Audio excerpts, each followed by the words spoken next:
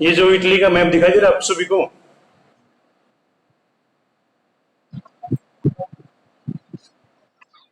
तो इसमें जो अगर हम देखते हैं, जैसे ये जो मैप है, अगर इसको अगर आप देखोगे, यानी एक तो ये जो पीला वाला पोर्शन है, एक ये सार्डिनिया, पिडमोंट, एक तो नेपोलियन 3 हिस्सों में बांट देता है एक तरह से इटली को। बीच का जो हिस्सा है वो गणतंत्रवादी या फिर पोप के हिस्से में आता है, जिसमें टस्कनी है, रोम था और ये फिर इलाका था। तीसरा जो हिस्सा था नेपल्स और सिसिली, इनके अधीन आ जाता है एक तरह से। तो ये छोटा सा आपको मैप दिखाना था इसका, और इसमें हम ये कह सकते हैं कि भाई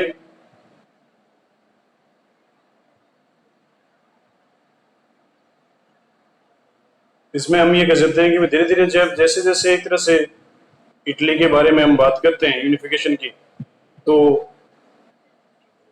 एक तरह से वो कहते हैं ना कि राष्ट्रीयता का उदय होता है, और राष्ट्रीयता के उदय में बहुत सारे लोग इसकी महत्वपूर्ण भूमिका निभाते हैं।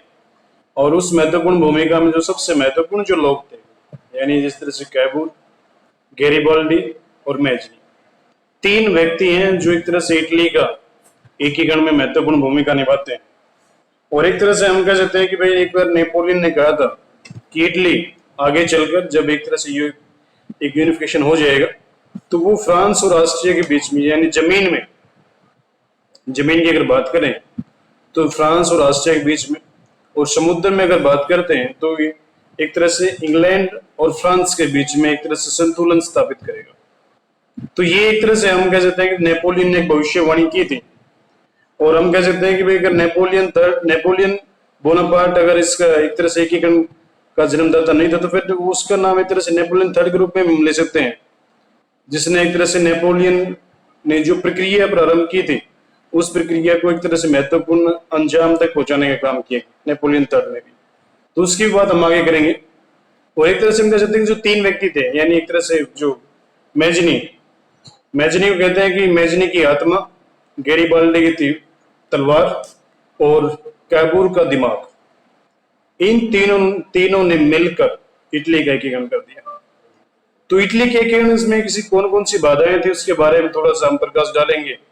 सबसे पहला जो अगर हम बात करते हैं तो 1815 में वियना कॉन्फ्रेंस हुई थी, ऑस्ट्रिया की राजधानी थी वियना।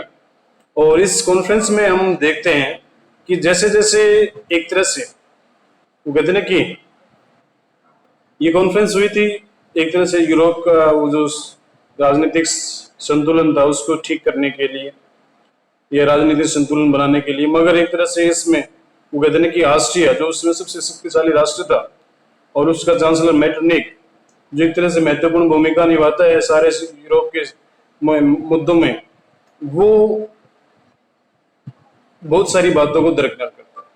और उसमें दरकिनार करने में एक तरह से जो इटली के लोगों की जो राष्ट्रीयता की भावनाएं थी उसको भी दरकिनार करता है।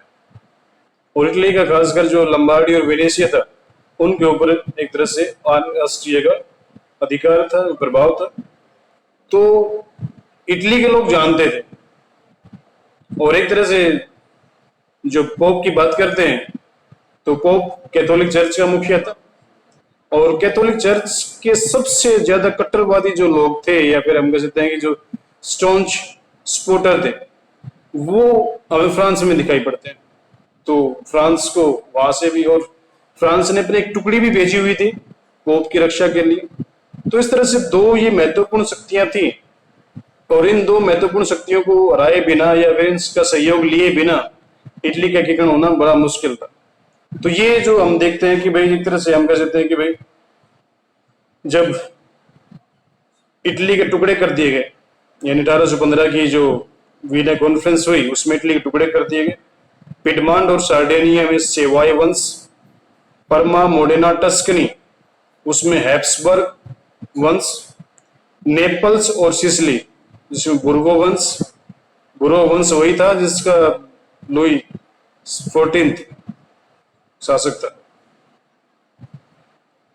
और इटली के मध्य में पोप का राज्य था, यानी रोम जहां पर थी वहां पोप का राज्य था। और लंबार्डी और वेनेशिया इनके ऊपर एक तरह से हम कह सकते हैं कि भाई एक तरह से क्या कहते हैं उसको, ऑस्ट्रिया का अधिकार था। तो 1815 से लेकर 1848 तक इटली का जो इतिहास है वो कह सकते हैं कि एक तरह से विदेशी आधिपत्य, घरेलू फूट और आपसी संघर्ष का इतिहास रहता है। और ऑस्ट्रिया का चांसलर जो इटली पर शासन करता था उसका अधिकार या फिर एक तरह से उसकी उसमें चलती है।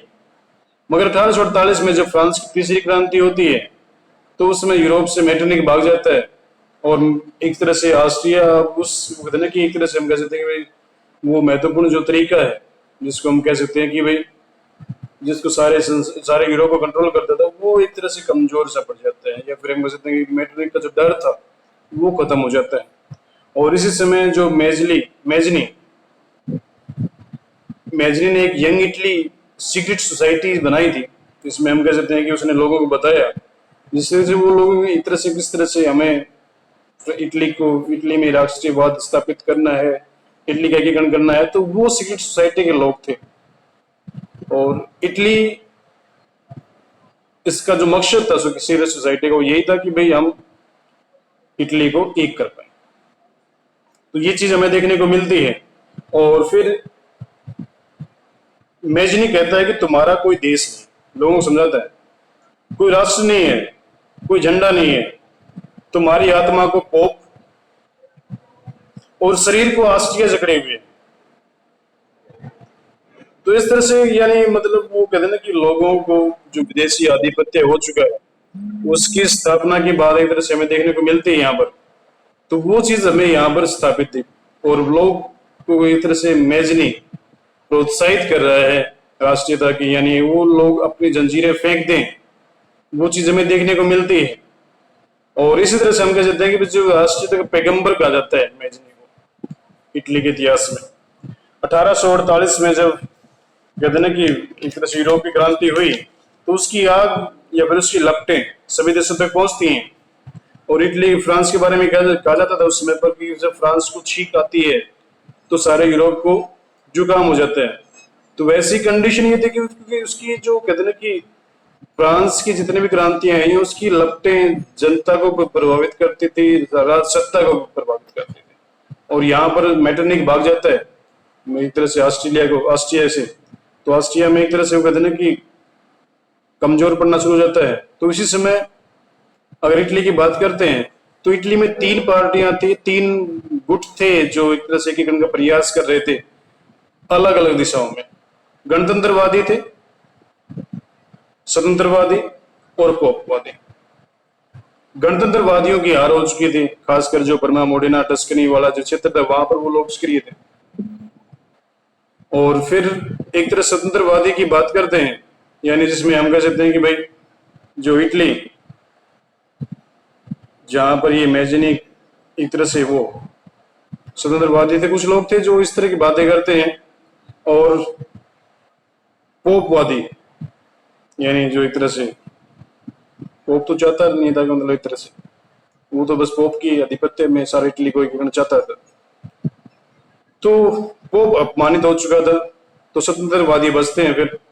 और स्वतंत्रवादी एक तरह से पिडमांड के नेतृत्व में, यानी पिडमांड और सार्डिनिया जो 2 राज्य थे उनके नेतृत्व में इटली का एकीकरण का प्रयास करते हैं। और 1852 में कैबूर सार्डिनिया का प्रधानमंत्री बनता है और वह विदेशी सहायता के हक में था, यानी विदेशी सहायता के बिना इटली का एकीकरण नहीं हो सकता है।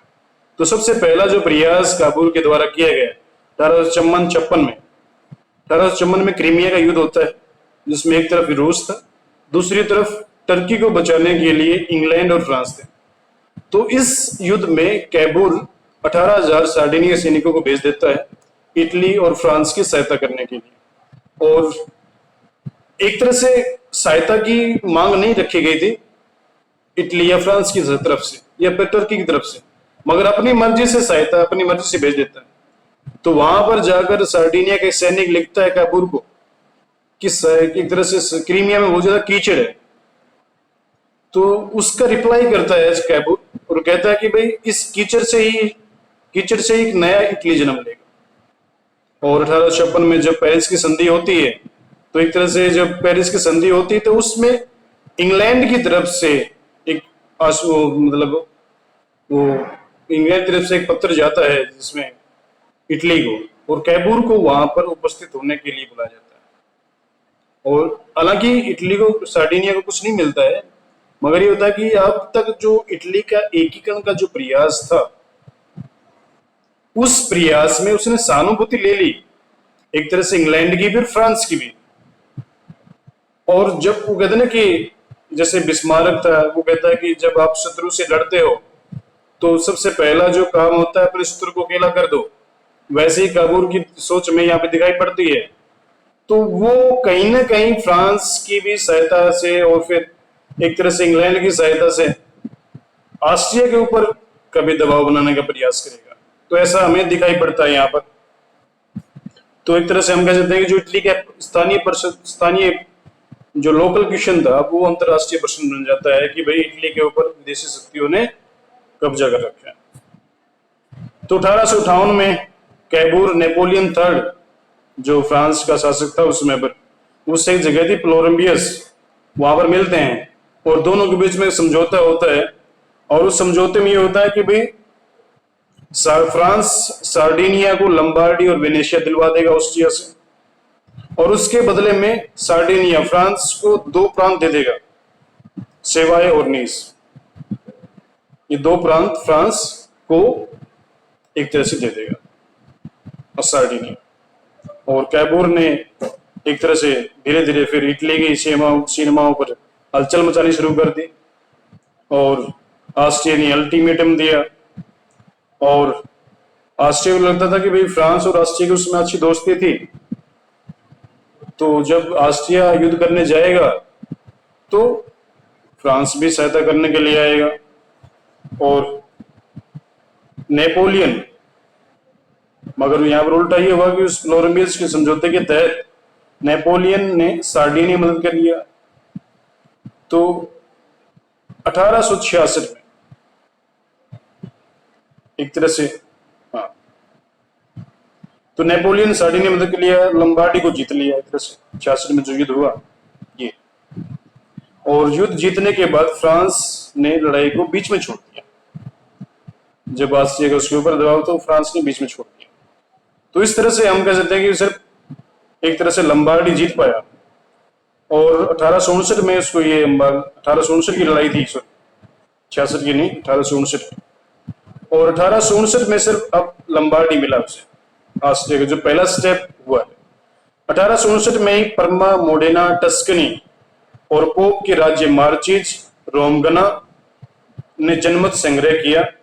और इस संग्रह में ये नतीजा निकला, यानी लोगों ने सार्डिनिया के साथ मिलना चाहते हैं। बड़ी शक्तियों की सहमति आवश्यक थी, इंग्लैंड सहानुभूति रखता था। और 1860 में फ्रांस ने सेवाए और नीस 2 प्रांत लेकर इन राज्यों के जनमत संग्रह को मान्यता दी। और 1860-61 में दक्षिण के राज्य नेपल्स और सिसिली की जनता ने विद्रोह कर दिया अपने शासकों के खिलाफ। और कहते हैं कि फसल पकी हुई थी और गैरीबाल्डी दराती लेकर पहुंच गया। और कैबूर ने गैरीबाल्डी के अभियान के लिए प्रेरित किया। और गैरीबाल्डी ने 1100 लाल कुर्ती सैनिक यानी रेड सोल्जर्स उनकी सहायता के लिए भेज दिए गैरीबाल्डी के साथ। और गैरीबाल्डी ने नेपल्स और सिसिली को विजित कर लिया और सार्डिनिया के हवाले कर दिया। 1861 में कैबूर की मृत्यु हो जाती है। इटली के एकीकरण में 2 भाग बच गए थे, एक वेनेशिया और दूसरा पोप का राज्य। 1866 में ऑस्ट्रिया और पर्शिया के बीच में युद्ध होता है। और पर्शिया का जो युद्ध होने जा रहा था उसमें बिस्मार्क ने, यानी जो बिस्मार्क था पर्शिया का चांसलर, उसने सार्डिनिया से समझौता कर लिया कि भाई दक्षिण में अगर तुम अपनी सेनाएं लेकर आ जाओ तो ऑस्ट्रिया से हम तुम्हें वेनेशिया दिलवा देंगे। 1866 में सेडेवा के स्थान पर, यानी जब पर्शिया और ऑस्ट्रिया बीच में युद्ध हुआ और उधर से इटली भी शामिल हो गया, तो 66 में पर्शिया की सेना ने ऑस्ट्रिया को हरा दिया सेडेवा के स्थान पर। फ्रांस उस समय अभी तक, यानी एक तरह से मित्रता तो थी ऑस्ट्रिया और फ्रांस की, मगर इस लड़ाई में नहीं आता है। लड़ाई में इसलिए नहीं आया कि 1860 में उसको फ्रांस फ्रांस को सेवाएं और निस मिल गए थे, इसलिए वो लड़ाई में नहीं आए। तो सेडेवा की लड़ाई होती है अंतिम, और उस सेडेवा की लड़ाई में ऑस्ट्रिया हार जाता है, और ऑस्ट्रिया हारने के बाद एक तरह से जो वेनेशिया प्रांत था वो डरल शासन में मिल जाता है। अब बचता सिर्फ पोप का राज्य, और सेडेवा के स्थान पर जब ऑस्ट्रिया हारा तो उसकी जो प्रतिक्रिया फ्रांस में देखने को मिलती है वो प्रतिक्रिया ये थी कि मतलब लोग ये मानते थे कि भाई सेडेवा के स्थान पर ऑस्ट्रिया नहीं बल्कि फ्रांस आ रहा है, क्योंकि जो पुरानी संधियां हुई थी उसके हिसाब से फ्रांस को सहायता करनी थी ऑस्ट्रिया की, मगर ऑस्ट्रिया सहायता नहीं करता है। तो ये जो बात थी इसकी से, और फिर एक तरह से दोनों के लोग जो भड़क जाते हैं। 1870-71 में फ्रांस का और प्रशिया युद्ध होता है।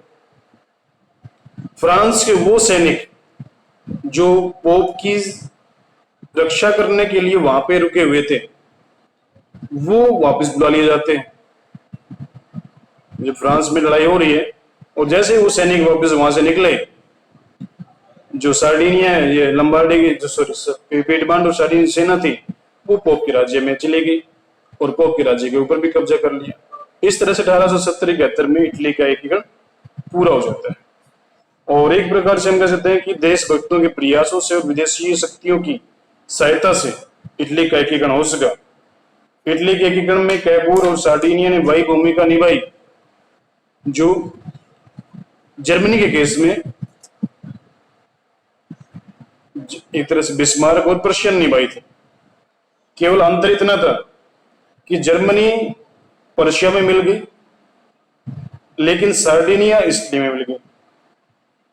दो छोटे क्षेत्र टायरल और टाइस्टीन जो ऑस्ट्रिया के पास रहे, इटली इन्हें प्राप्त करना चाहता था, मगर वो जब कहते हैं कि प्रथम विश्व युद्ध हुआ तब उसको वो मिलते हैं। तो एक तरह से हम कह सकते हैं कि भाई जो 1871 में वो कहते हैं कि भाई जो इटली का एकीकरण हुआ उस एकीकरण के माध्यम से इटली एक भौगोलिक अभिव्यक्ति मात्र वाली कंडीशन से समाप्त होकर एक देश के रूप में स्थापित हो गया। तो ये एक तरह से हम कह सकते हैं कि जो इटली में राष्ट्रवाद का उदय हुआ या फिर एक तरह से राष्ट्रीय राज्य की स्थापना हुई, तो उसके ऊपर अपना ये आज का विचार था, विचार गोष्ठी थी। तो इसमें कोई ऐसी बात हो जो आपको समझ में नहीं आई हो तो उसके ऊपर हम बात कर सकते हैं। बताओ भाई, आगे समझ में? ठीक है। और